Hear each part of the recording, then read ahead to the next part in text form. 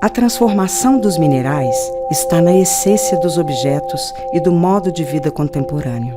A mineração produz a matéria-prima presente em quase todos os produtos que utilizamos hoje e que vamos fabricar no futuro.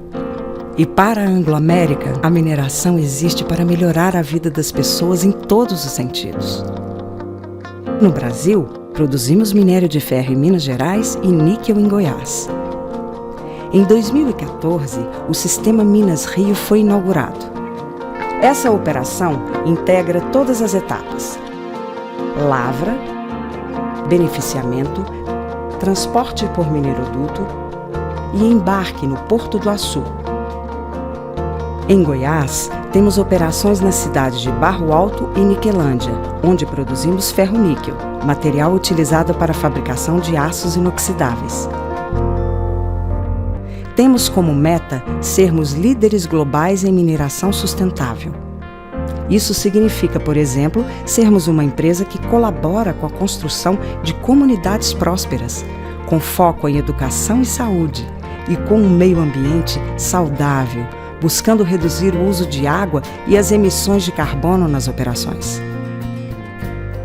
E assim, com compromisso e transparência, oportunidades e possibilidades de crescimento são criadas para todos os municípios e regiões que hospedam nossas operações. Anglo-América, mineração e pessoas que fazem a diferença.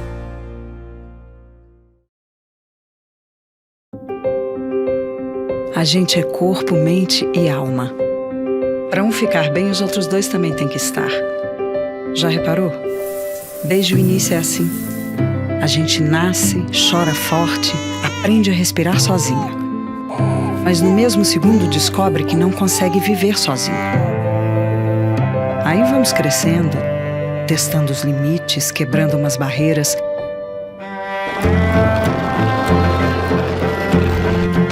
Às vezes isso dói no corpo, mas a cabeça aprende.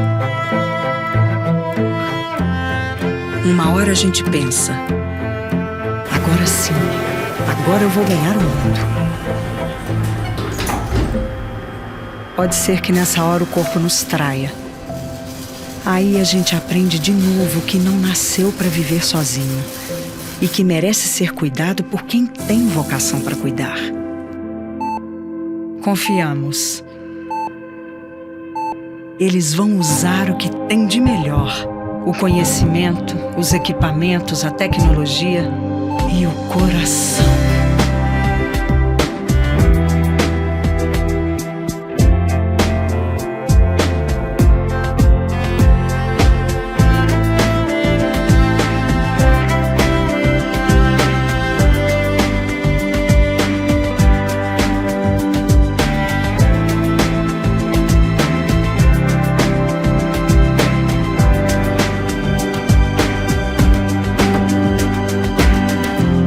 Quando a gente sai dessa, sai mais forte, com a mente clara e a alma grata, e começa a viver bem assim.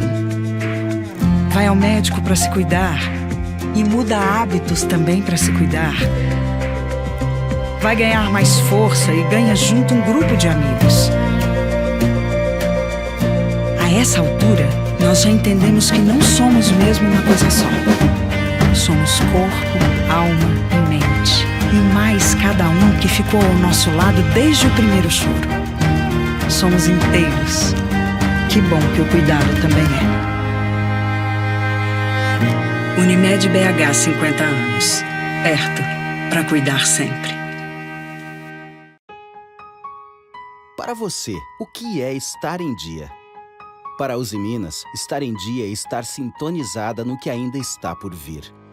É estar à frente dos maiores desafios industriais do país, desenvolvendo soluções tecnológicas e agregando valor real ao negócio de cada cliente. Estar em dia é mais do que estar entre os melhores, mas ser líder no mercado de aços planos no Brasil. É ditar o rumo do desenvolvimento através do maior centro de pesquisa e desenvolvimento em aço da América Latina. É ter o maior número de patentes do Brasil. Estar em dia é andar lado a lado de clientes, fornecedores, parceiros, imprensa e comunidade. É investir em pessoas. É promover a sustentabilidade e a cidadania por meio do bom exemplo e do diálogo consistente com as comunidades. É fazer mais do que se espera. Afinal, para se chegar aonde ninguém ainda esteve, é preciso estar em dia com o compromisso, com a excelência e principalmente com o futuro.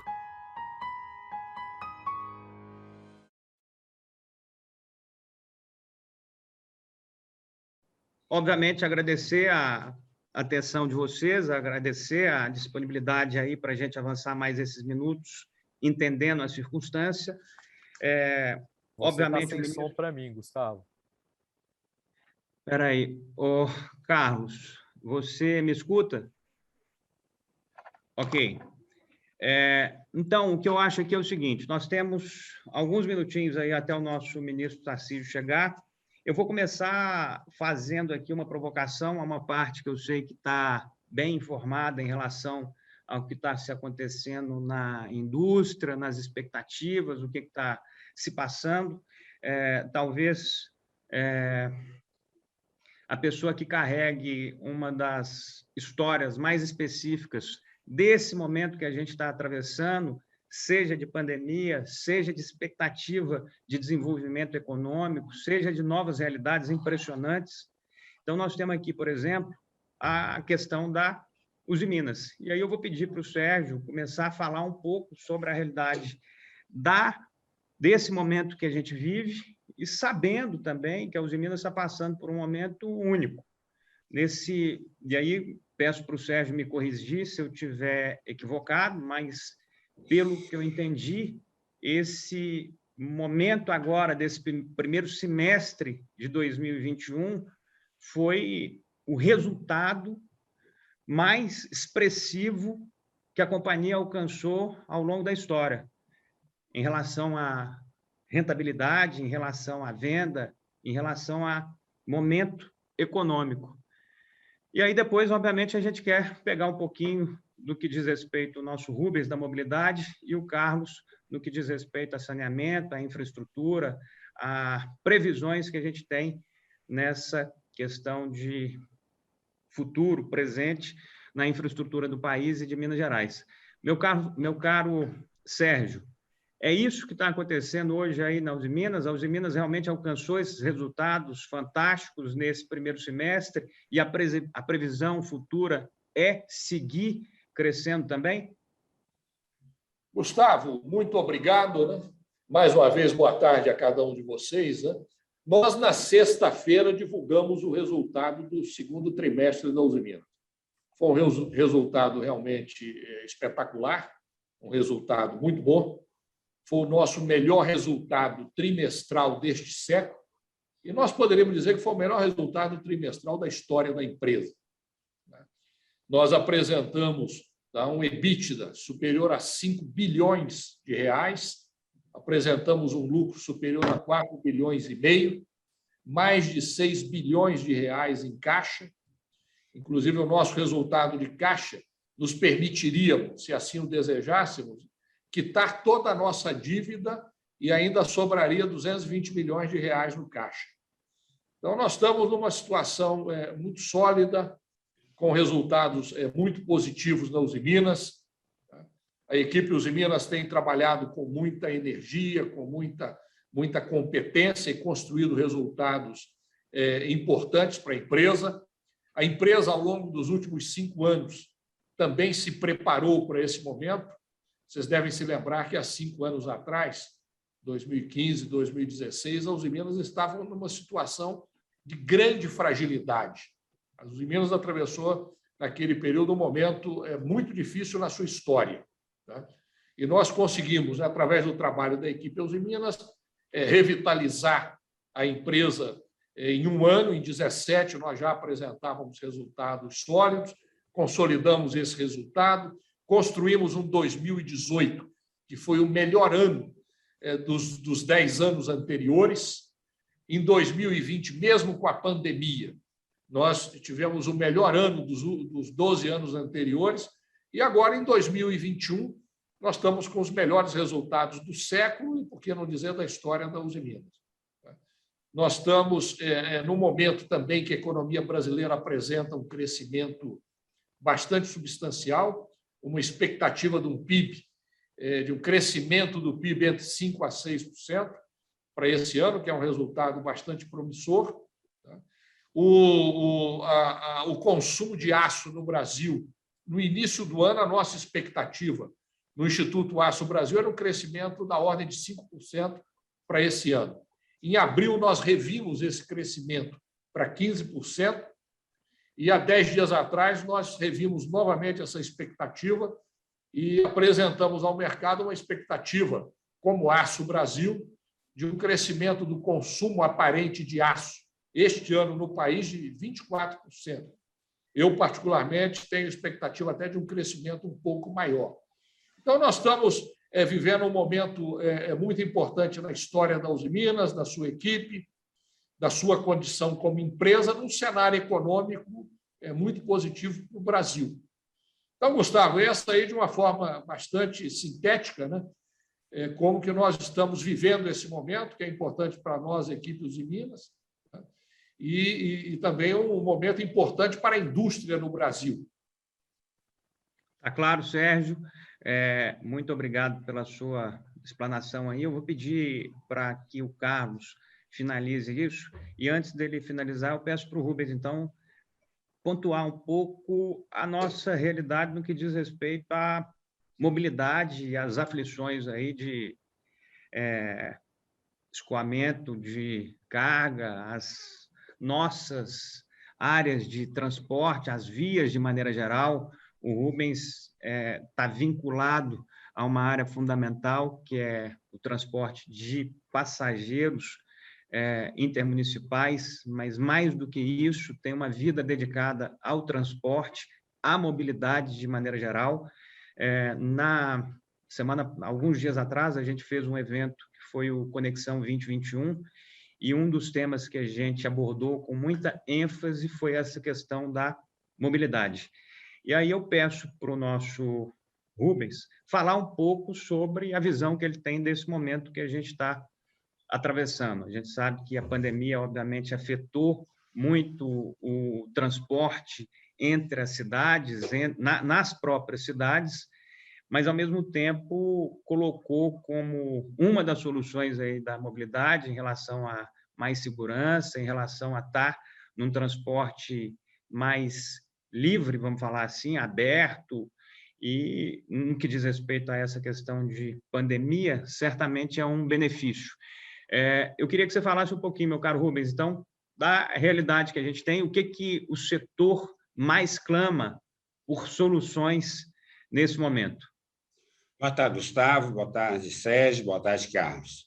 O setor de transporte de passageiros público, durante a pandemia, ele mostrou que já vinha ocorrendo desde 2013, 2014, ele vinha perdendo a nível nacional em torno de 25% da sua demanda, em função das faltas de prioridade de investimentos, principalmente por parte do poder público nas vias.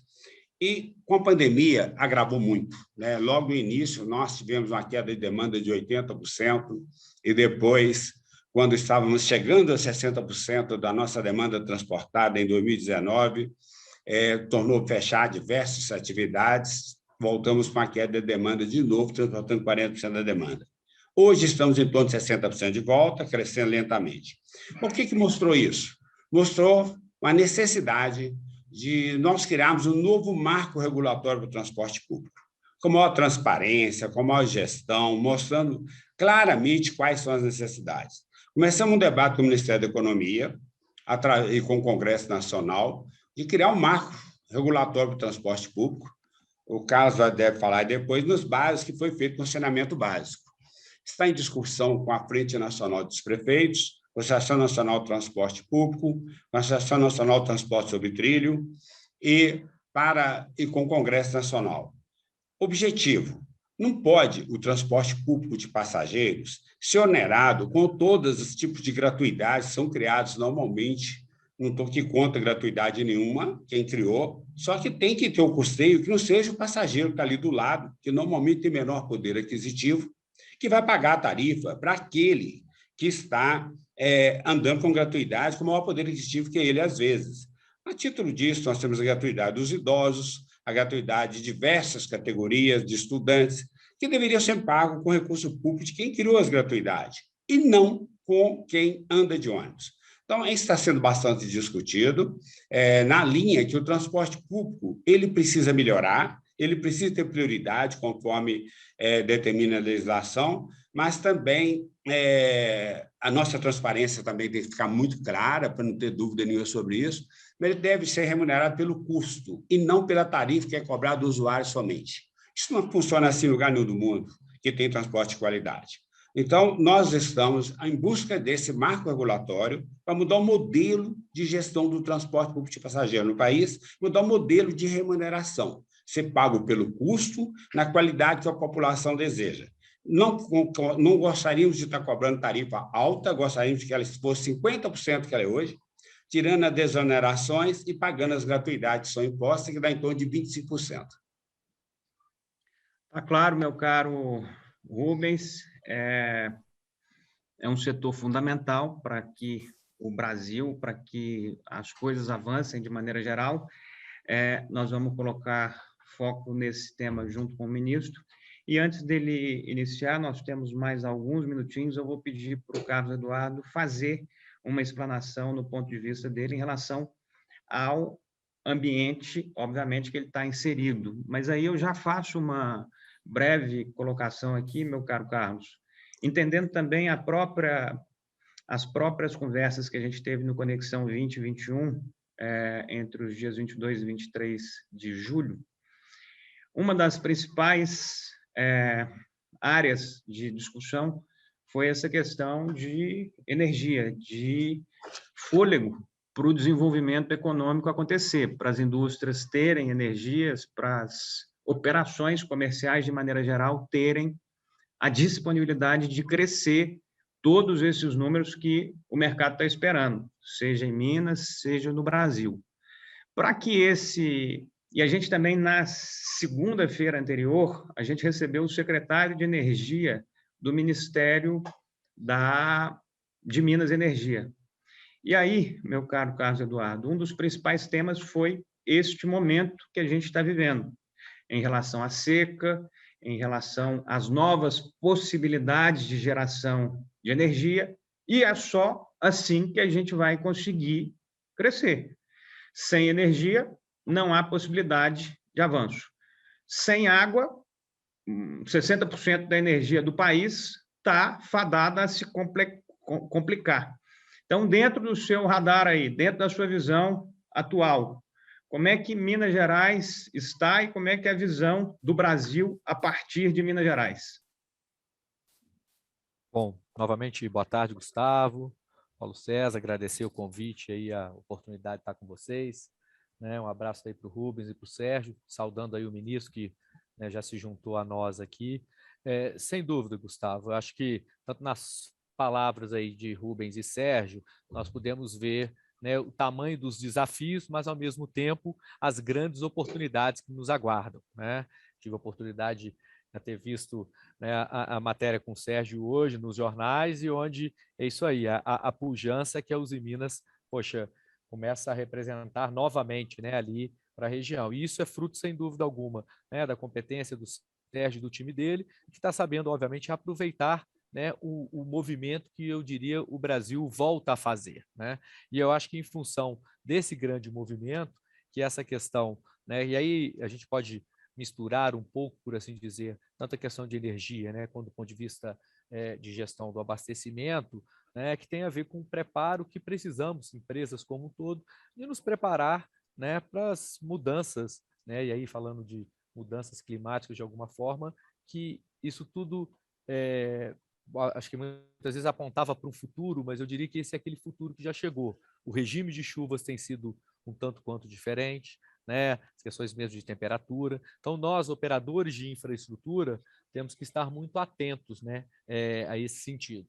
Se eu vou falar do ponto de vista de energia, né, e vendo essa perspectiva a partir de Minas para o Brasil, né, tem sido desenvolvido extremamente do ponto de vista das fotovoltaicas, né? Nosso governador Romeu Zema já pôde anunciar aí um conjunto de investimentos, né, em empreendimentos no norte do estado. Então, acho que isso nos dá aí uma perspectiva futura, né? Do ponto de vista de geração de energia hidrelétrica, há sim alguns desafios aí para se vencer até o próximo período úmido. E no tocante ao abastecimento, notadamente aqui, né, para a região metropolitana, essa barragem que vocês veem aí do Rio Manso, nós temos hoje uma condição com uma certa tranquilidade para passar esse período, por mais escasso que seja aí as chuvas sejam, né, nesse momento. Então, assim, eu acho que hoje toda a região metropolitana de Belo Horizonte pode ter tranquilidade a esse respeito. E o que coloca para nós, né, e aí como empresa, mas ao mesmo tempo como cidadão, em uma política de Estado, de fato, são as transformações que o marco regulatório do saneamento vai trazer, né? Então, ele está exigindo, né, que a companhia se posicione de uma maneira diferente, que ela veio até aqui, né? Então, a história da Copasa que foi construída até agora, ela vai precisar ser escrita de uma outra maneira, para que ela continue tendo sucesso. E do outro lado, né, as alterações todas que o marco regulatório vai trazer, onde incentiva aí uma maior competição, uma abertura de mercado, por meio, né, do governo, colocando uma política de Estado, né, para que os serviços sejam universalizados e a gente possa ter, né, e assim, de fato, começando em Minas, né, e torcendo para que isso se espalhe para o Brasil, a tão almejada aí universalização dos serviços de água e esgoto. E aí, nesse ponto, né, o governo tem buscado aí caminhos para adequar, né, até a própria legislação estadual, de tal forma que sejamos todos não só cumprindo, né, os normativos legais, mas a partir do estabelecimento aí de leis, decretos e outros normativos que a gente gere um incentivo, né, o suficiente para que os investimentos venham para Minas, né, para vocês terem uma ideia, nós calculamos só naquilo que caberia a Copasa, investimentos aí na ordem de 22, 23 bilhões de reais para podermos universalizar o serviço na área que a Copasa atende. Então, eu acho que tem muita coisa e certamente, Sérgio, vamos precisar de aço, no sentido ampliado, né? E o que é bom para todos nós aqui, porque vamos precisar de transporte, passando aí, né, pela atividade do Rubens, e vamos precisar dos passageiros, né, dos nossos profissionais, indo e voltando. Então, assim, eu tenho um quê pragmático, Gustavo, mas sou muito otimista, e eu acho que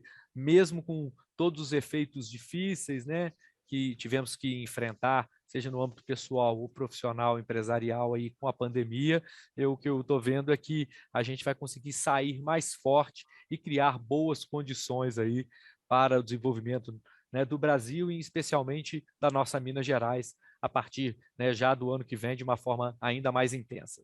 Muito obrigado. Perfeito, Carlos. Te agradeço pela contribuição, pela fala inicial.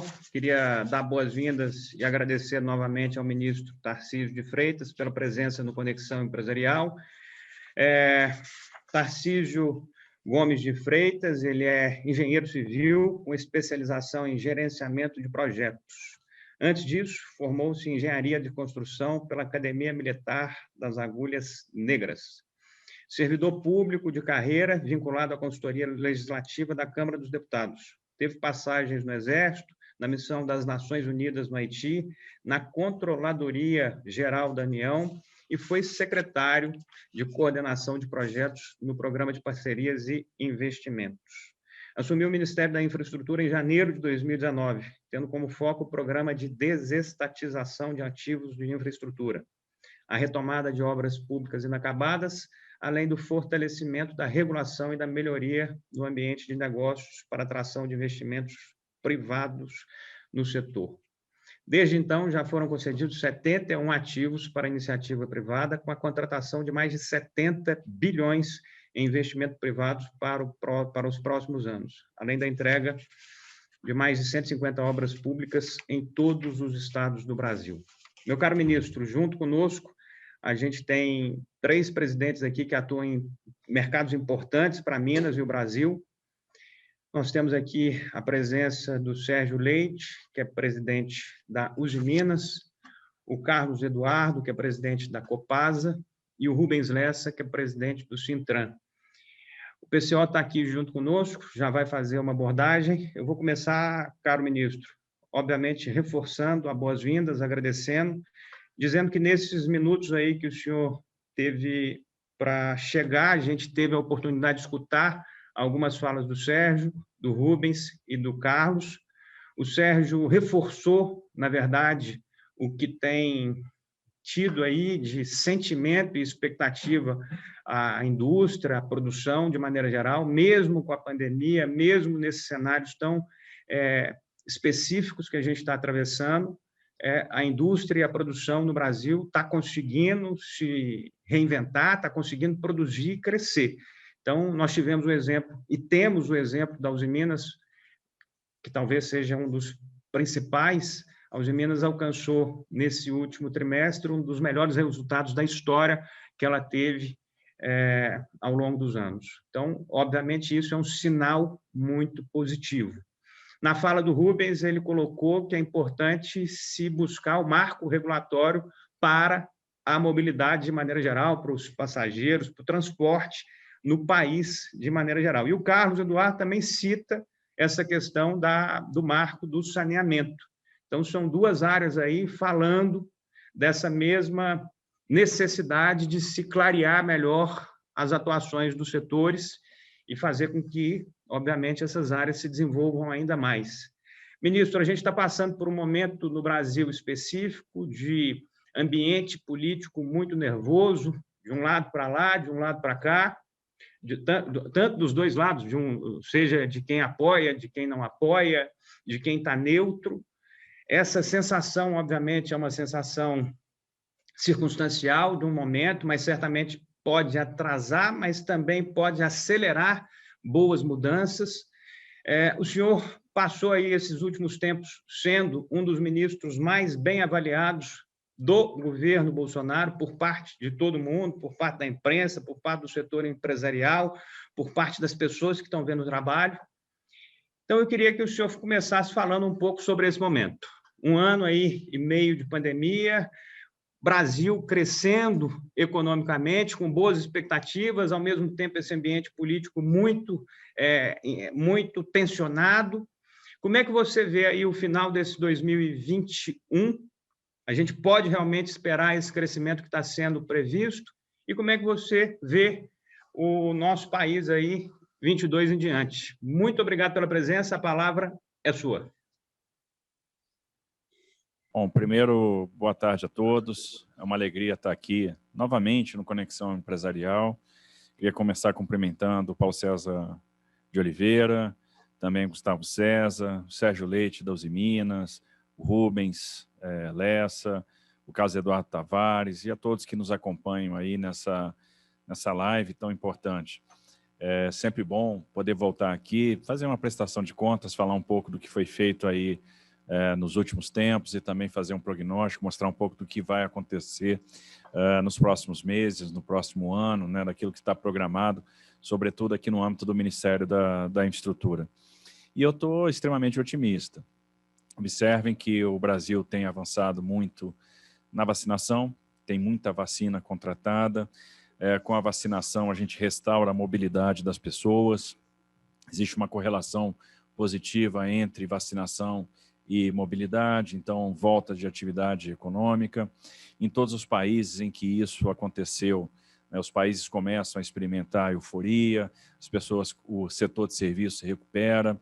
Nós conseguimos aí caminhar ao longo dessa pandemia fazendo reformas importantes, reformas estruturais, como foi a independência do Banco Central, como foi o marco do saneamento, agora aprovamos na Câmara a lei de debêntures, enfim, tem uma série de reformas que estão sendo feitas, que estão em andamento. Hoje se discute aí uma reforma tributária, uma reforma administrativa.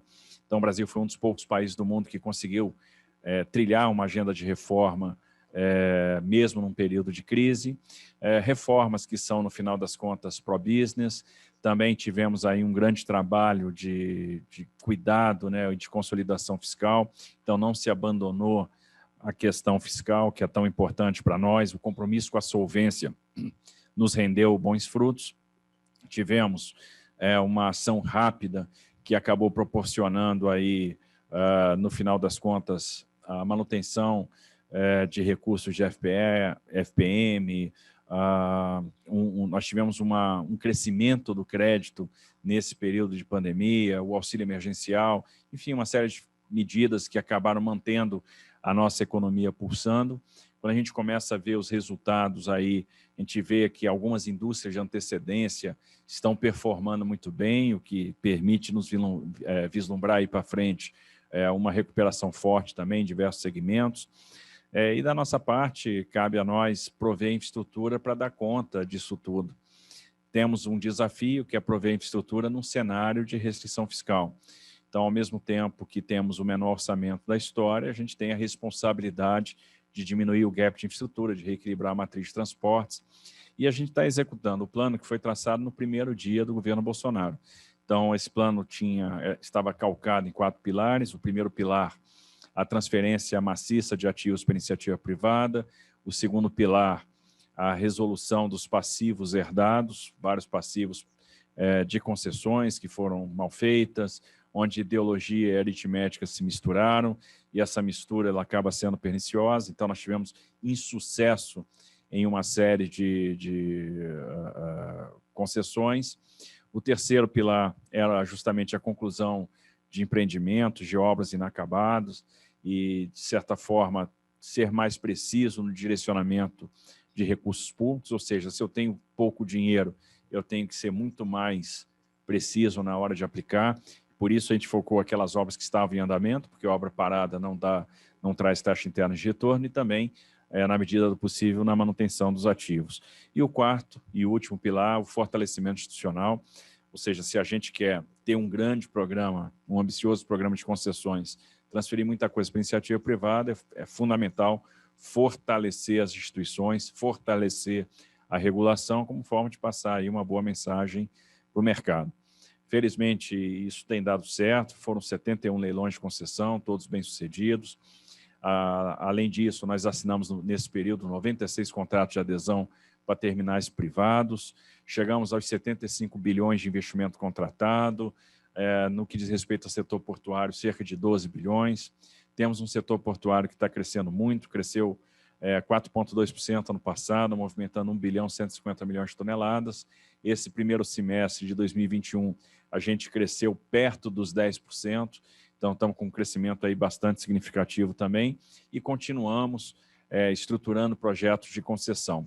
O segundo semestre promete, nós vamos ter aí, no dia 13 de agosto, leilões de terminais portuários na Bolsa de São Paulo, e na sequência a gente inaugura a temporada dos grandes leilões, com leilão dos terminais STS 08 e 08A, que são os terminais de líquidos da Lamor, no Porto de Santos, o leilão da rodovia Presidente Dutra, que foi aprovado na semana passada no Tribunal de Contas da União, então vai ser um leilão de grande porte, vai ser o maior leilão rodoviário da história do Brasil, em termos de investimento, com uma série de melhorias operacionais, com redução de tarifa em relação àquela que é praticada hoje. Então, a gente está falando de 15 bilhões de reais de investimento com 35% menos tarifa em relação ao que é praticado hoje.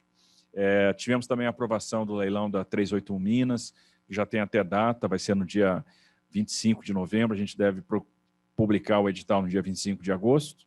Então, a gente publica o edital da Nova Dutra 18 de agosto, com leilão 29 de outubro, e da 381 Minas a gente deve publicar o edital no dia 25 de agosto, com leilão no dia 25 de novembro.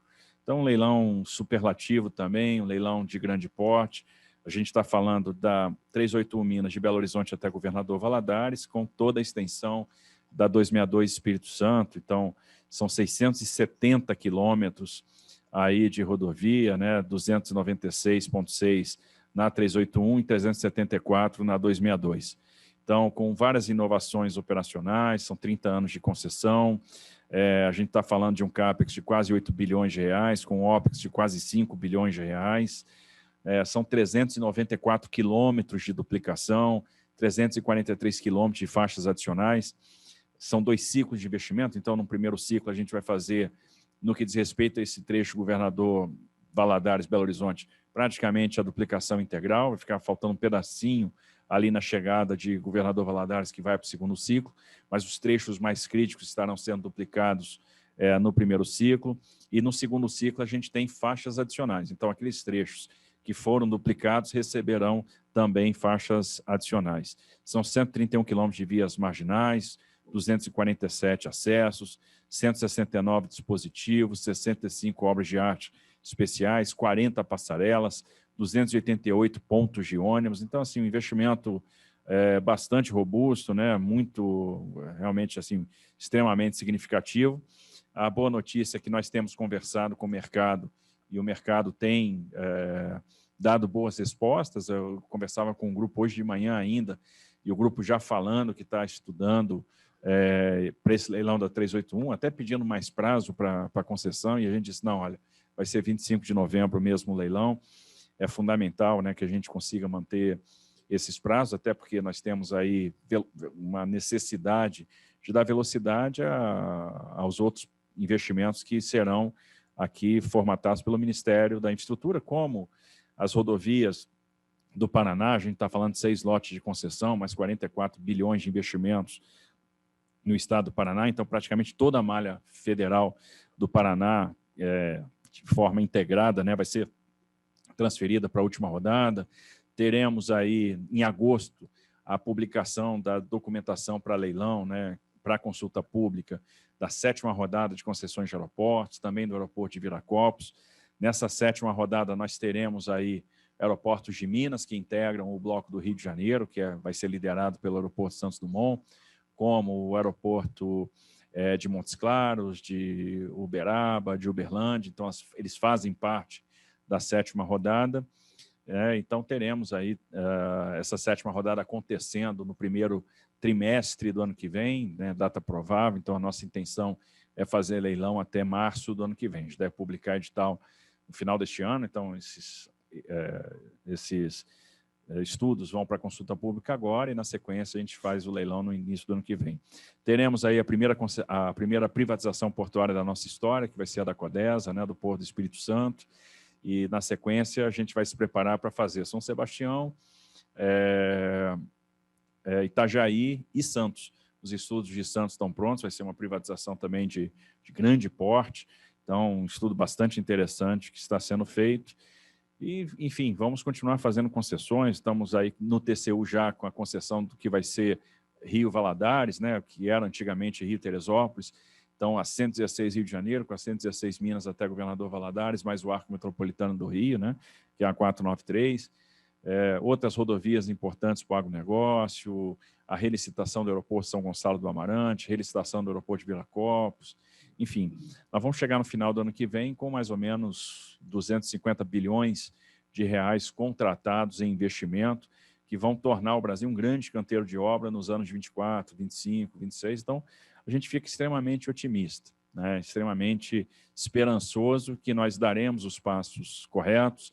Vamos ver aí uma quantidade de entregas muito grande, uma quantidade de investimento muito grande sendo contratada, e isso, obviamente, vai ser uma das alavancas para que a gente possa crescer de uma forma consistente. Está claro, ministro, te agradeço a sua explanação inicial. Te faço uma pergunta aqui. Eu ia fazer exatamente essa pergunta para passar a palavra e ter um entendimento do que aconteceu nesses últimos anos.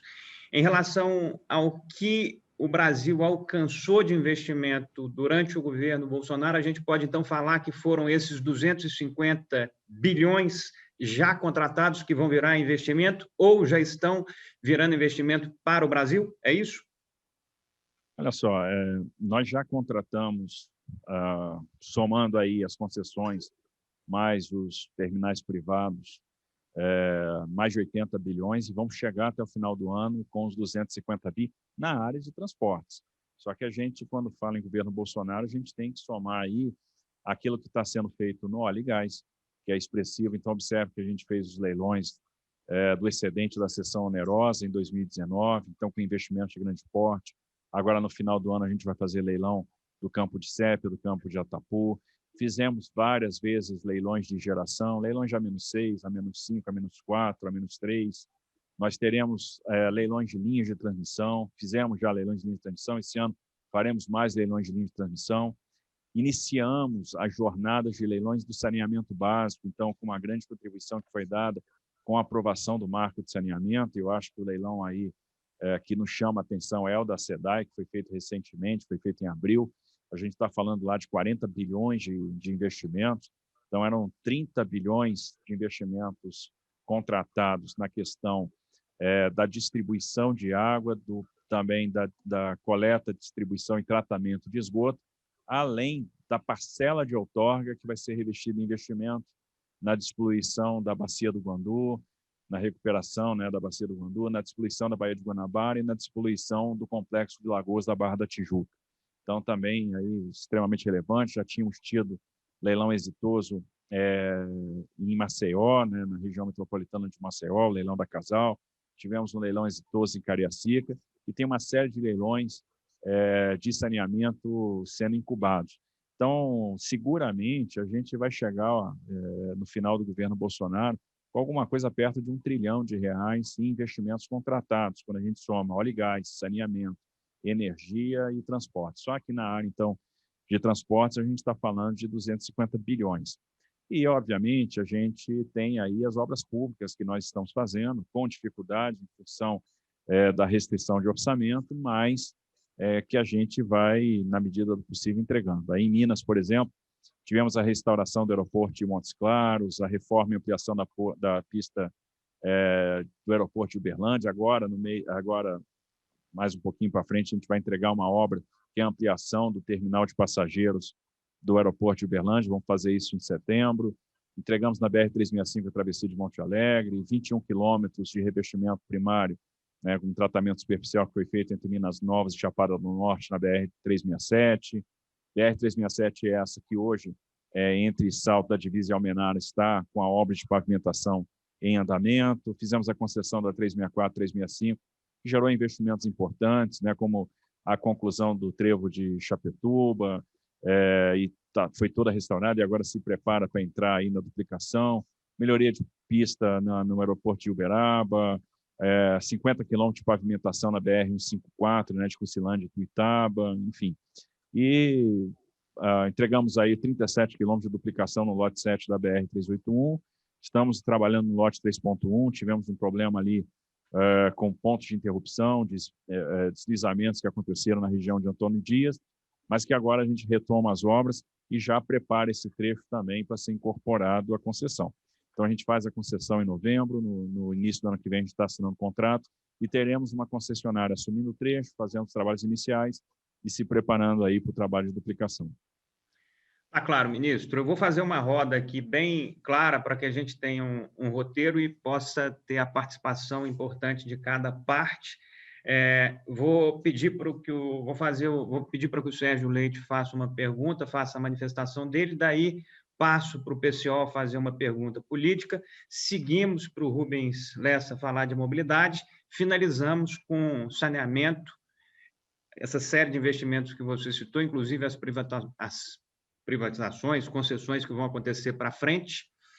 Mas eu vou fazer uma história aqui, doutor, meu caro ministro Tarcísio, que vai ser muito bom. Eu vou pedir para o Sérgio falar um pouco sobre reforçar esse momento da siderurgia, da mineração, do Grupo de Minas de maneira geral. E aí vou pedir para ele também contar um pouco sobre a importância dessa duplicação aí da 381, que é a maldita rodovia da morte, e que é o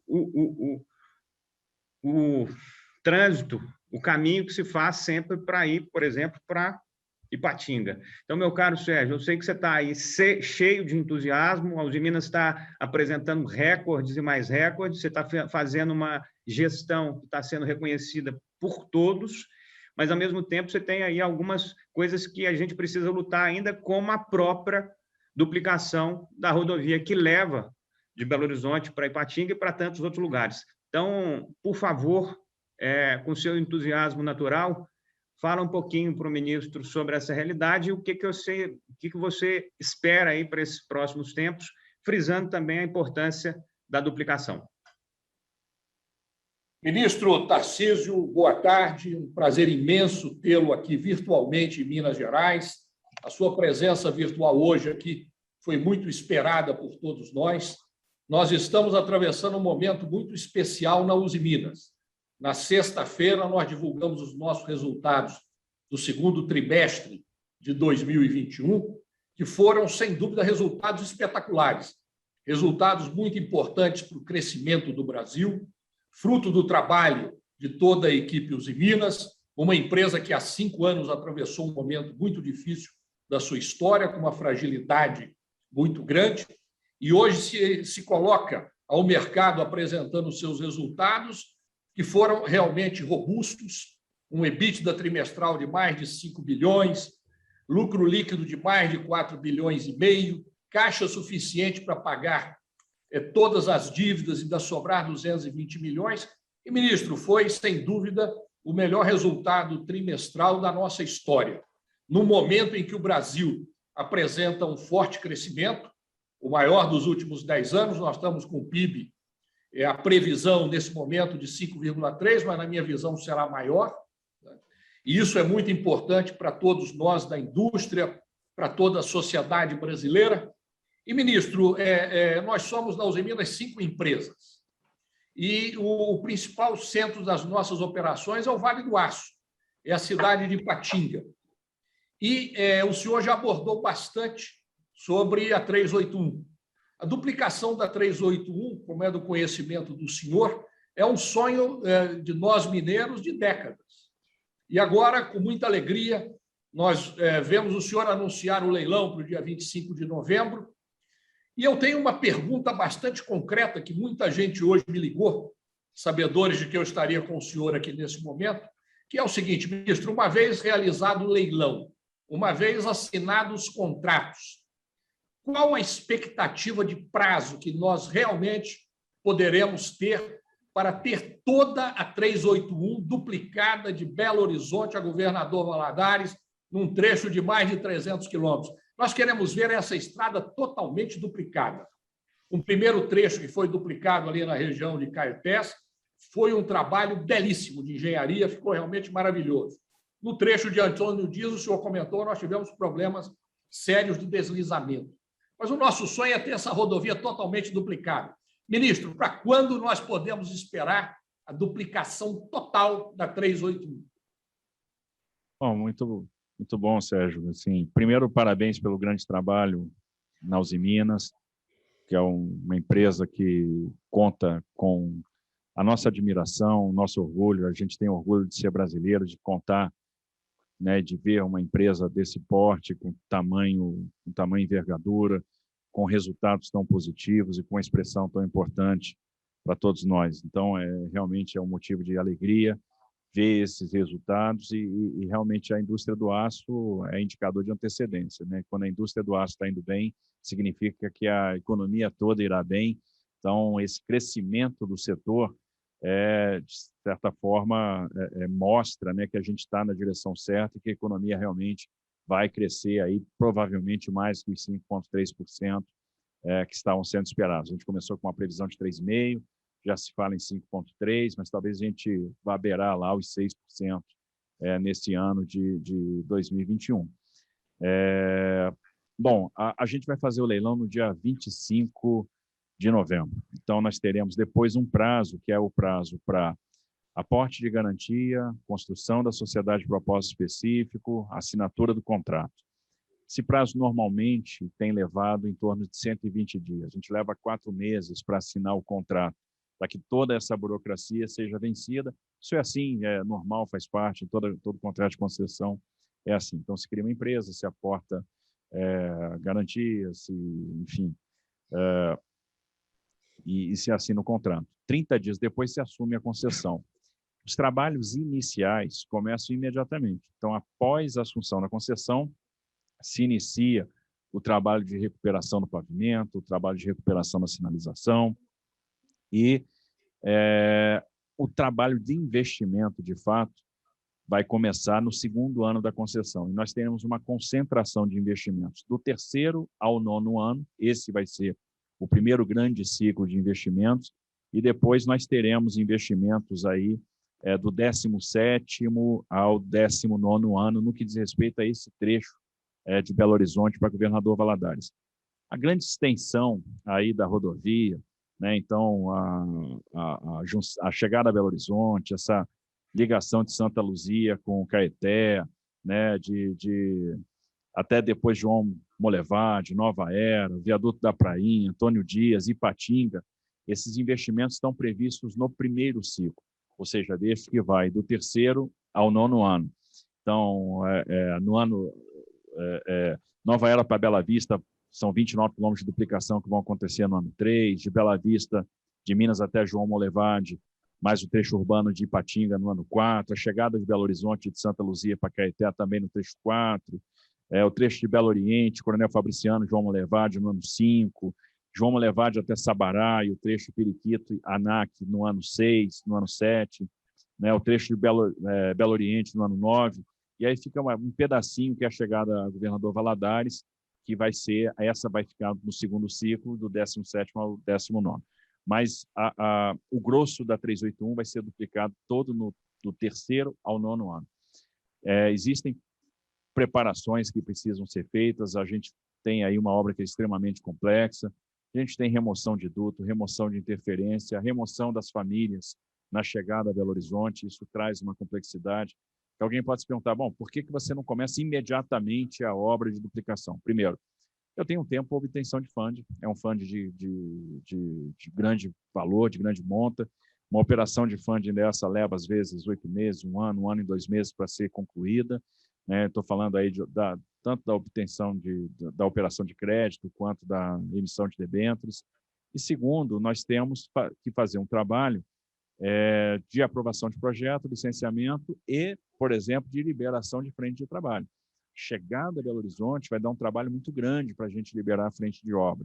A gente está falando aí de cerca de 12 mil famílias que terão que ser realocadas e colocadas, então, em outro lugar, e a gente sabe a complexidade que isso tem. Então, não é algo que você possa botar já no 1º, no 2º ano de concessão.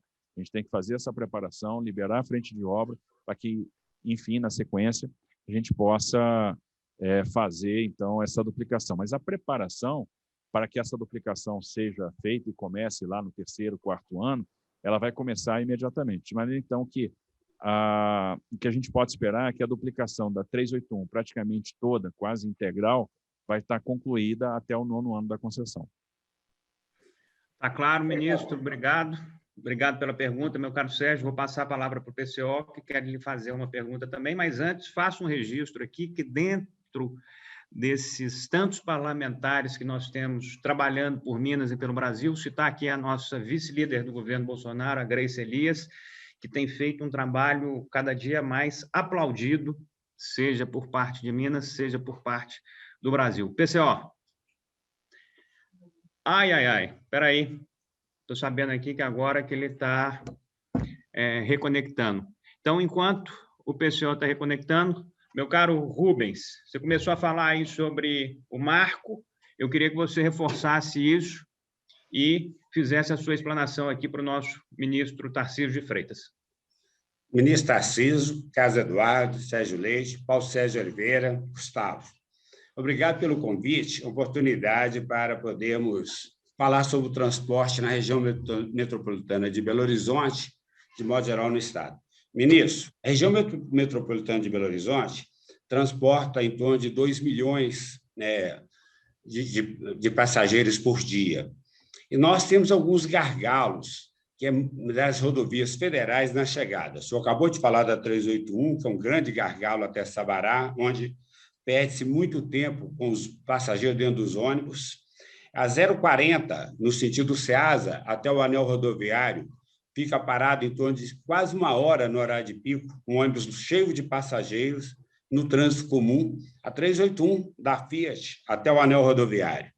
Então, é da maior importância, ministro, primeiro cumprimentar pelo brilhante trabalho, que seja priorizado, sei de toda a dificuldade que existe.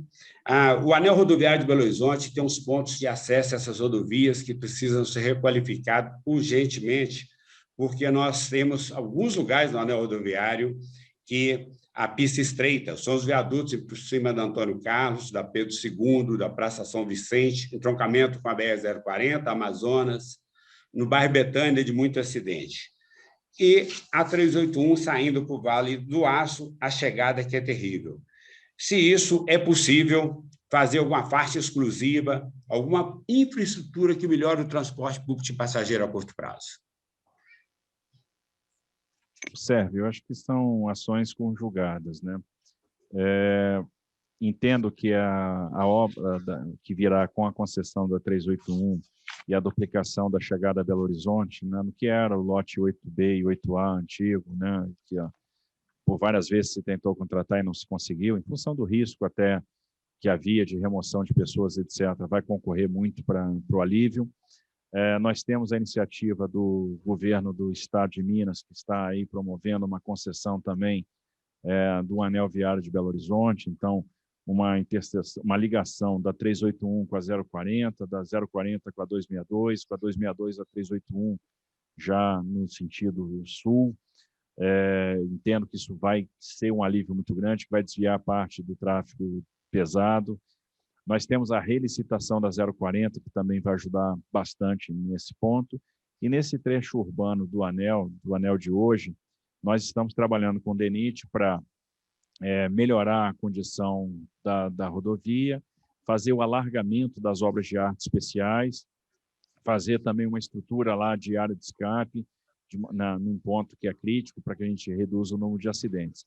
Uma prioridade que a gente está dando para o DENIT agora, justamente, é esse alargamento das obras de arte especiais, para a gente não ter a restrição com esse estreitamento de pista. Então, o DENIT já está trabalhando nos projetos e a gente quer, em breve, contratar essas obras de alargamento dessas obras de arte especiais aí no Anel de BH, porque eu acho que isso vai facilitar bastante e vai trazer uma maior fluidez. Então, quando a gente pega a licitação da 040, a concessão da 381, a concessão, então, a nova concessão da 040, a concessão do Arco de Belo Horizonte, que está sendo promovida pelo governo de Minas, e mais as intervenções que o DENIT vai fazer no anel, é possível estimar que a gente deve ter um alívio importante no trânsito da capital aí nos próximos anos.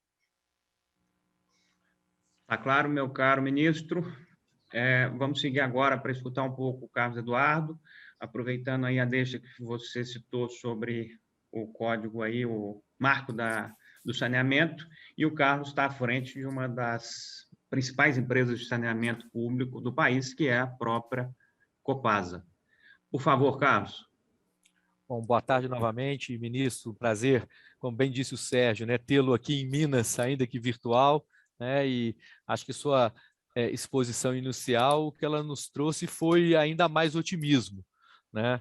Nós mesmos da Copasa, enfim, temos ali na região, né, metropolitana do Vale do Aço, no entorno ali de Patinga, Fabriciano, Timóteo, operações importantes, né, e esse conjunto de obras que o senhor narrou ali, notadamente, né, na própria duplicação da rodovia e outras alterações, serão também extremamente importantes para nós, né, pela maneira que estamos colocando aqui a companhia para atuar de uma forma mais polarizada e, com isso, atender melhor os clientes.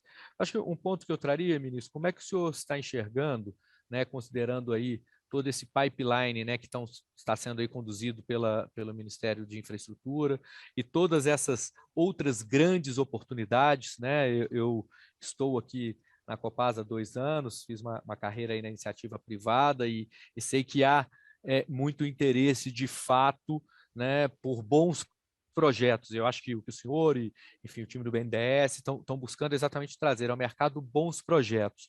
Mas considerando, né, todas essas boas oportunidades, o senhor enxerga que há risco assim de faltar capital, por assim dizer, ou um apetite, porque o que nós estamos vendo, que é um lado extremamente positivo, é muita coisa boa para acontecer, né, e para atrair players privados. Como é que o senhor está vendo isso, né? E aí eu falo na infraestrutura no geral. Olha, apesar da gente ter esse portfólio aí bastante grande, e uma coisa importante, eu não estou vendo risco de faltar capital, nem de faltar grupos interessados. Pelo contrário, existe um excesso de capital lá fora, existe um excesso de liquidez que a gente tem que ser hábil e rápido para aproveitar e trazer esse dinheiro para cá. Quando, em abril, a gente teve uma discussão nesse sentido, que a gente estava no meio da maior crise de aviação da história, em função da pandemia, né? Eu acho que foi um setor frontalmente atingido, e a gente se preparava para fazer o leilão de 22 aeroportos. E muita gente nos perguntava, poxa, mas vocês são doidos, vocês vão fazer leilão de aeroportos neste momento, momento de crise, momento de pandemia, em que o setor está retraído, isso é ruim, não vai dar certo. E a gente disse, não, o momento certo é agora, porque a Índia ia licitar aeroportos, resolveu tirar os aeroportos da praça. O México ia licitar aeroportos, resolveu tirar aeroportos da praça. O Peru ia licitar aeroportos, tirou aeroportos da praça. Nós viramos vendedores exclusivos. O investidor está pensando no longo prazo. A gente tem alguns trilhões de dólares guardados com juros negativos lá fora. Então, vamos oferecer bons projetos e trazer esse capital para cá. Resolvemos fazer o leilão foi uma grata surpresa, foi o maior leilão de aeroporto da história nossa, foram 22 aeroportos leiloados, com resultados extraordinários. Tivemos fundos de investimento, novos entrantes, o aeroporto de Houston participou, acabou não ganhando, mas participou pela primeira vez de um leilão nosso. Tivemos a participação do aeroporto de Paris, que é o operador de Charles de Gaulle, o grupo, a Vinci, que é o maior grupo de infraestrutura da França, levando o Bloco Norte, CCR aí com uma apetite incrível, ganhando o Bloco Central e o Bloco Sul. Então, um grande sucesso, superou todas as expectativas. Eu sempre digo que nós temos tudo que o investidor quer. Um mercado interno gigante, em expansão. O brasileiro, por exemplo, viaja pouco, voa pouco. Nós temos um agronegócio pujante, nós temos um setor mineral pujante que pode crescer muito mais, tem muito potencial para crescer. Um setor industrial que tem tudo para crescer também, a partir do momento que a gente começa, por exemplo, a atuar em determinadas frentes que nos condenaram à armadilha do baixo crescimento, que nos impuseram aí uma baixa produtividade. Então, quando a gente melhora a alocação de recursos, né, principalmente privilegiando os setores da economia que são mais eficientes, a gente vence essa armadilha da baixa produtividade e temos aí todas as oportunidades de crescimento. Um país gigantesco, de dimensões continentais, temos portfólio, que é uma coisa que chama a atenção do investidor, porque ninguém se prepara também para entrar, para estudar o sistema jurídico, o sistema regulatório de um país, para participar de um leilão. Quando a gente tem portfólio, a gente dá um atrativo a mais, porque até ativos combinados acabam alavancando taxas de retorno. Nós temos excelentes ativos que estão sendo oferecidos para iniciativa privada, os melhores do Brasil. Então, a gente está falando do aeroporto de Congonhas, do aeroporto Santos Dumont, uma BR-381 Minas, da Nova Dutra, do Porto de Santos, das rodovias do Paraná. São todos ativos de muita qualidade, são ativos excelentes. E, então, que chamam a atenção. Nós temos uma estruturação de projetos hoje extremamente sofisticada, então aquela história do projeto mal feito ficou no passado, da falta de qualidade em termos de projeto. Então, hoje nós temos matrizes de risco muito bem feitas, a gente tem uma distribuição de risco muito equilibrada, contratos que são adaptáveis a situações ou a mudanças conjunturais, que possuem bons mecanismos de resolução de conflitos pela via do privado, pela via da arbitragem, em que se trata o risco de demanda, em que se trata o risco cambial, que eram riscos que antes eram empurrados para debaixo do tapete e que oferecem, sobretudo, boas taxas de retorno. Primeiro, porque a gente parte de uma consideração mais conservadora em termos de CAPEX, em termos de demanda, são contratos que têm upside e a gente está possibilitando que o concessionário se aproprie desse upside. Então, é uma forma de alinhar incentivo. Então, esses nossos projetos estão chamando a atenção no mercado. A gente tem tido procura constante, temos conversado com o braço financiador, com os fundos de investimento, né, tanto de equity, de dívida, com os fundos de pensão, os fundos soberanos, e também com os grandes operadores de infraestrutura do mundo. Então, cada vez mais a gente pode esperar novos entrantes. A gente vai ver isso na 381 Minas. Devemos ter novos entrantes em rodovias aqui no Brasil. Grupos, por exemplo, europeus, que devem participar dessa licitação da 381 e que ainda não estão posicionados no mercado nacional. E a gente já vem conversando com esses grupos. Devemos ter fundos de investimento também participando do leilão da 381. Então, estamos otimistas e não vai faltar player, não vai faltar mercado para as concessões que vão ser feitas. Cada vez que a gente abre um data room, como fizemos agora recentemente da Codesa, ou vamos fazer agora de Santos, é impressionante a procura. Então, assim, o que a gente botar na rua vai ser vendido, vai ser leiloado, teremos os investimentos e a gente está bem otimista com relação a isso. Ministro, tem um caso único, talvez, aliás, eu sei que é um caso único no Brasil. Vou passar a palavra para o PCO já, mas eu queria só que você fizesse um comentário em relação ao que a gente pode esperar para Minas Gerais em relação aos aeroportos, BH Airport, o aeroporto de Confins e o aeroporto da Pampulha, tendo em vista que o aeroporto de Confins está passando por uma modificação única no Brasil, que é a transformação dele no aeroporto industrial de cargas para poder favorecer a logística de transporte, de comércio exterior e por aí vai. O que a gente pode esperar dessa realidade para, obviamente, esse ano de 2021 e o 2022, nesses impasses e questionamentos, se pode, se não pode, vamos fazer assim na Pampulha, reforçar assim em Confins? Qual que é a visão do Ministério da Infraestrutura e a visão do senhor em relação a esta questão? Olha, eu entendo que essa questão já está equacionada, né? A gente tem aí uma grande concessão, que é da BH Airport, em Confins, realmente virou um aeroporto industrial.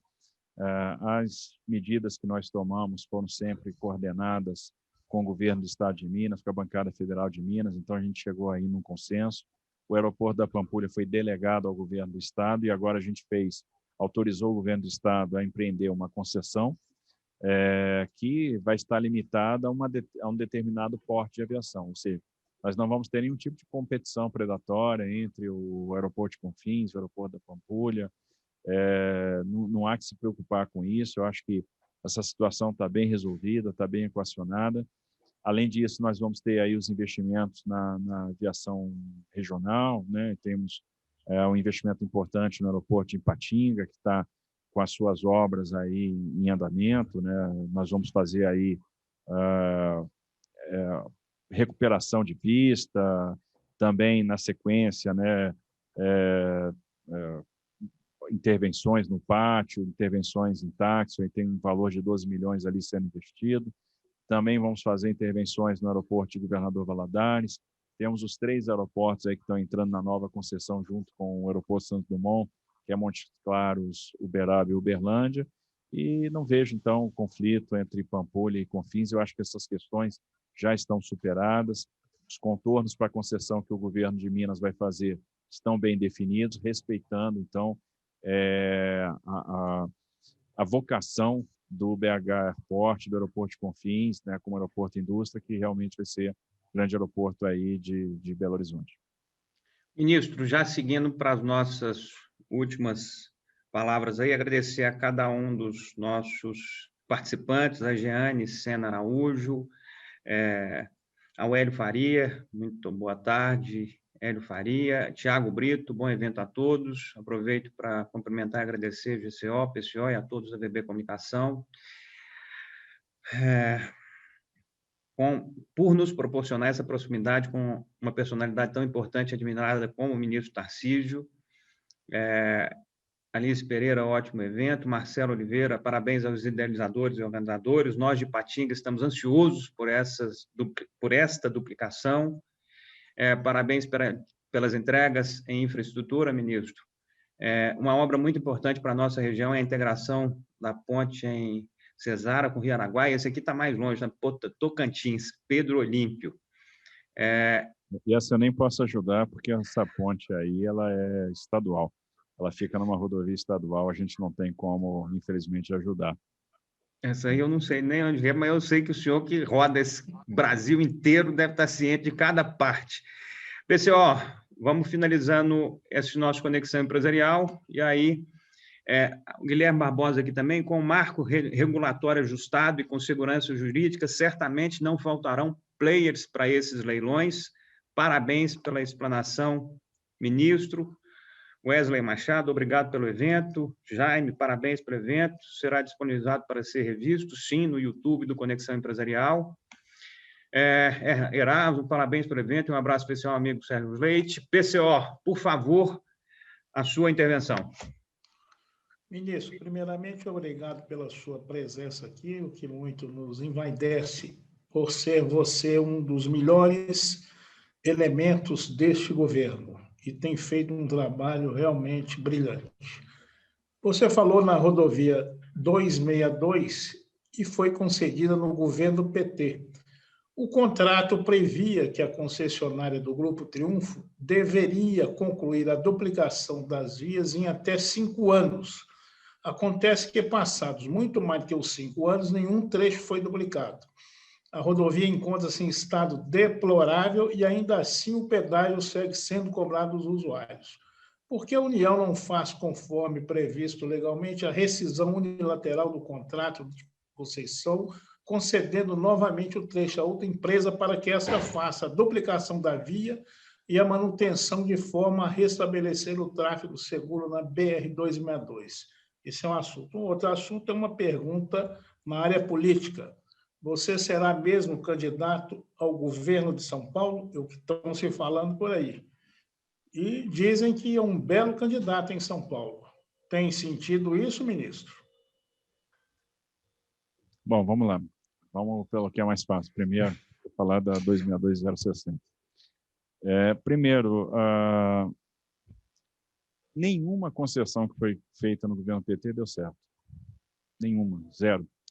É uma razão simples, se misturou ideologia com matemática, né? Se deu um tempo muito curto, muito exíguo para a realização de uma quantidade muito grande de investimentos, havia um descasamento entre investimento e demanda, um casamento pernicioso, uma mistura de obra pública com concessão. Quando o projeto fica desequilibrado, se utilizava o banco público como variável de ajuste, se permitia, pelo modelo de leilão, o comportamento oportunista, que favorecia licitações por menor tarifa, com deságios expressivos, o que representa uma destruição de caixa e uma dificuldade lá na frente de obtenção de funding. Nós tivemos um modelo aí de 100% de fracasso. E aí vem a dificuldade. Por que vocês não fazem uma rescisão? Porque a gente não pode, porque a legislação não permite. Ora, se um inquilino deixa de pagar um aluguel no Brasil, infelizmente, para o proprietário despejar aquele inquilino devedor, ele vai levar 8 meses, 1 ano e 2 meses. Imagina você tirar um concessionário inadimplente de uma rodovia. Um processo de caducidade é um processo super demorado, super difícil. Então, é um processo em que eu tenho que oferecer prazo para apresentação de um plano de cura, aquele plano de cura às vezes não é cumprido, certamente não será cumprido, e a gente depois tem que iniciar realmente o processo de caducidade, oferecer contraditória para a defesa, esperar a conclusão do processo de arbitragem, enfim. Um processo desse se arrasta anos a fio. Então, se criou, pela medida provisória 752, que foi convertida na lei 13448, uma alternativa, que é a alternativa da relicitação. A relicitação depende de um acordo de vontades. Então, o processo de relicitação da 040 foi mais rápido, houve uma predisposição do concessionário em aderir com mais velocidade. O da 060 a 262 foi mais lento, mas a concessionária agora, finalmente, sinalizou com a questão da relicitação. Então, ela está aderindo à relicitação. E observe que a gente entra num círculo vicioso, né? Porque a empresa não faz os investimentos, ela vai sendo punida com desconto tarifário e ela vai ficando com caixa cada vez mais comprometido, que impede ela realmente de fazer os investimentos. Nós vamos conduzir esse processo de relicitação, tem um prazo aí para estruturação de projeto, que é um prazo legal, a partir do momento que ela adere à relicitação, nós temos 2 anos para conseguir efetivamente fazer uma nova concessão. Aí alguém pode dizer, poxa, 2 anos é muito tempo. Na verdade, a gente leva aí para reestudar o trecho 6 meses, 8 meses, né, para fazer todos os levantamentos de engenharia, toda a contagem de tráfego. Depois disso, nós temos um prazo de fechamento do material e consulta pública, depois a análise da consulta pública com resposta individual dos quesitos, submissão desse projeto ao Tribunal de Contas da União e, finalmente, a publicação do edital, realização do leilão. Então, você não estrutura uma concessão nova em menos de 2 anos. E é o que a gente está vivendo hoje. Então, estamos passando por esse processo. Há de se ter paciência, a gente sabe os inconvenientes de uma rodovia que não tem o serviço prestado. Eu tenho certeza que isso revolta todo mundo, que tem um pedágio sendo pago com um serviço que não está sendo realizado. Mas acreditem, é o caminho mais curto de resolver o problema. O caminho da relicitação é o que dá o horizonte mais rápido de solução. O caminho da caducidade é um caminho imprevisível, ele pode levar anos a fim, ainda mais num país onde há muita interferência do judiciário na regulação. E o processo de caducidade, às vezes, se transforma em uma grande guerra judicial por anos a fim. Então, a gente tem visto isso. A maioria das concessões encrencadas do Brasil já aderiram à relicitação. Então, hoje nós temos uma situação no Mato Grosso onde a gente vai fazer uma troca de controle. Conseguimos um grupo interessado em adquirir o controle acionário do grupo que estava inadimplente. E temos uma situação na Bahia que deve partir, sim, para a caducidade, que é uma situação realmente mais difícil, onde não houve a sensibilidade da concessionária em aderir à licitação.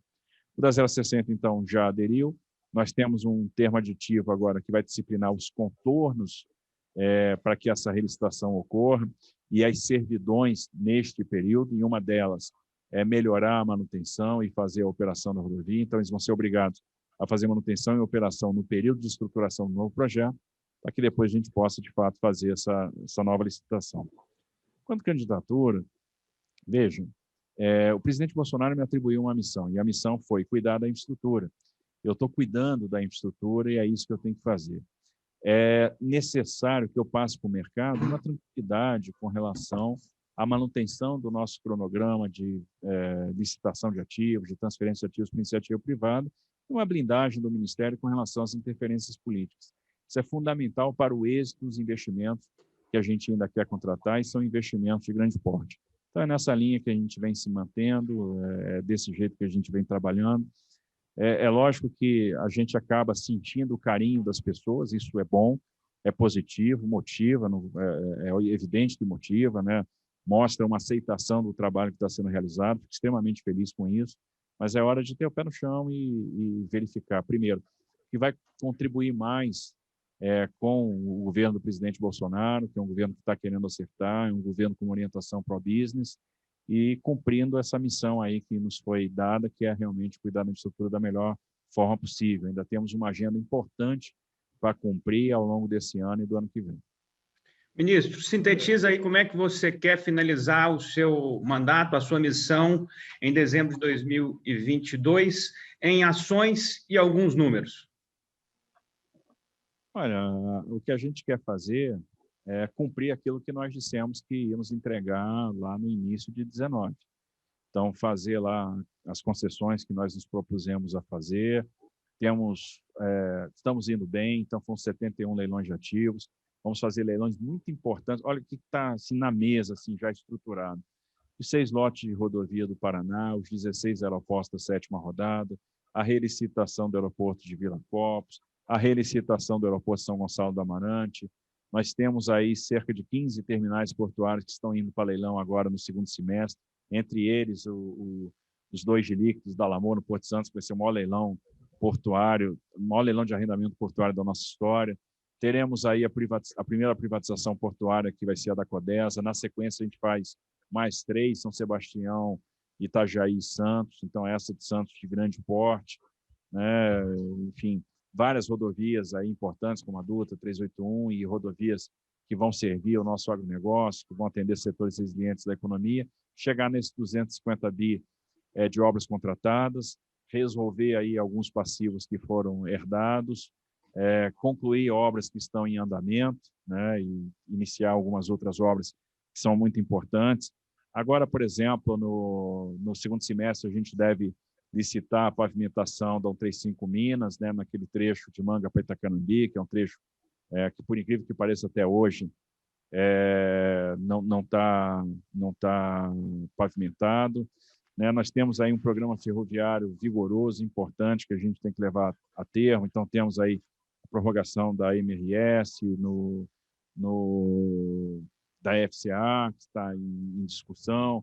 Né? Temos a obra da Ferrovia de Integração do Centro-Oeste, que começa agora em agosto, e, enfim. Então, a gente tem aí uma noção que estamos conseguindo fazer aí uma quantidade muito grande de concessões de infraestrutura, como nunca foi antes feita, né? Nós retomamos o transporte ferroviário no Brasil, enfim. Há alguns ajustes regulatórios que a gente tem que fazer, como o estímulo à cabotagem por meio do BR do Mar, a questão das autorizações ferroviárias. Existem autorizações ferroviárias já postas aí para Minas Gerais. Então, já tem investidor que nos mostrou interesse de fazer a ligação do corredor Centro-Leste com o Porto Central no Espírito Santo, pela via privada. Já tem investidor que nos mostrou o interesse de fazer um ramal ferroviário de Sete Lagoas para São Mateus, como já existe o interesse de fazer a Ceilândia-Barcarena, como existe o interesse de fazer Juazeiro até Aratu, e são investimentos que hoje não acontecem por falta de um marco que proporcione isso, que é o marco das autorizações. No século XIX, século XX, nós tivemos um boom ferroviário porque as ferrovias eram autorizadas. Nos Estados Unidos, elas são autorizadas. E a pergunta que fica sempre é, se eu tenho um investidor que está a fim de tomar o risco de engenharia e fazer o seu empreendimento ferroviário, quer fazer a sua logística ferroviária, por que não permitir? Por que isso tem que ser uma exclusividade do Estado? Não faz sentido nenhum. Então, esse é um desafio nosso também. Temos aí o desafio do estímulo da navegação interior, de maneira que a gente chegue no final do ano que vem, tendo plantado as bases de uma matriz de transportes mais equilibrada. Só para se ter uma ideia, nós já contratamos 30 bi em investimento privado em ferrovia. Então, a nossa ideia é chegar até o final do ano que vem com 60 bilhões de investimento privado contratado. Isso significa que, com aquilo que a gente está plantando hoje, nós vamos chegar em 2035 com a participação do modo ferroviário na matriz que vai beirar os 36%. Então, a gente sai dos atuais 20% para 36%, ou seja, vamos estar com um número semelhante a de alguns países desenvolvidos, né, no quesito ferrovia. E, obviamente, esse aumento de oferta de transportes vai repercutir em fretes mais baixos e maior competitividade. Então, esse é o nosso objetivo, é o legado que a gente quer deixar aí para gerações futuras. Tá claro, ministro. Vou te agradecer, mas antes o doutor Sérgio Leite vai te fazer um convite, vai te fazer uma colocação especial. Ministro, em nome do Instituto Aço Brasil, que teve com o senhor no mês passado, numa reunião com o presidente da República e mais 5 ministros, nós gostaríamos de convidá-lo para fazer a abertura do nosso Congresso Anual do Aço, no dia 29 de setembro, às 9 horas da manhã. Queríamos pedir ao senhor para colocar na sua agenda e estar conosco com toda a indústria do aço e com toda a indústria de transformação, que são os nossos clientes, no dia 29 de setembro, às 9 horas da manhã. Bom, Sérgio, um convite desse, né, não se recusa, recebo com muita alegria, estaremos presentes, então, né, nesse evento importante, né, dando aí, prestigiando e mostrando a nossa admiração por esse setor tão importante da nossa indústria. Então, contem comigo lá. Muito obrigado, ministro. 29 de setembro, né, Sérgio? 29 de setembro, às 9 horas da manhã, um congresso virtual. Maravilha. Queria agradecer, então, novamente ao nosso ministro Tarcísio de Freitas pela presença conosco, ao Carlos Eduardo, presidente da Copasa, junto conosco também, colaborando, ao Rubens Lessa, do Sintram, pela presença, ao nosso Sérgio Leite, por ajudar a deixar o nosso evento mais completo e mais qualificado. PCO, obrigado pela participação e pelo envolvimento sempre aqui conosco, juntos. E, ministro, sucesso para o senhor nesse segundo semestre de 2021. Tomara que cada uma dessas ações repercutam ainda mais em 2022, que a gente tenha um cenário econômico ainda melhor, minimizando tanto sofrimento, tantos machucados que foram criados por essa pandemia louca que a gente atravessou desde março do ano passado, mas, graças a Deus, com pessoas equilibradas e bem-intencionadas como você, o Brasil vai se reinventando e se reforçando para os próximos tempos. Muito obrigado. Então, agradeço a cada um dos nossos apoiadores, patrocinadores, Anglo América, Drogaria Araújo, Líder Aviação, Mercantil do Brasil, OAB Caixa de Assistência dos Advogados de Minas Gerais, ao San Andrews, Gramado do Grupo GJP, ao Sintram, à Unimed BH e à Uzi Minas. Muito obrigado a todos e até o próximo Conexão Empresarial. Obrigado, ministro. Eu que agradeço. Fiquem com Deus. Boa semana. Amém. Obrigado. Boa semana a todos.